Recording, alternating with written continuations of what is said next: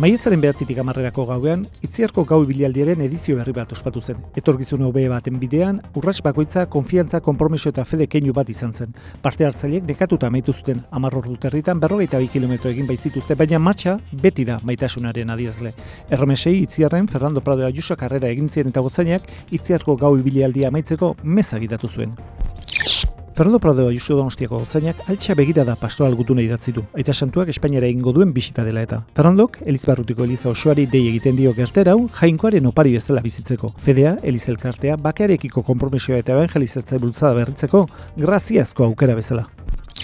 Donostiako Atotxako Francisco Darren Eliza hasi da bere sorreraren 100. urteurrena ospatzen. Eraikin hau 20 eta 21. mendeko gertera historiko eta sozialen lekuko privilegiatu izan da. Maiatza eta urri artean hainbat ekitaldi kultural eta liturgiko ospatuko dira. Ekimenak bestalde Francisco Asiskoren heriotzaren 8. urteurrenarekin bat egiten du.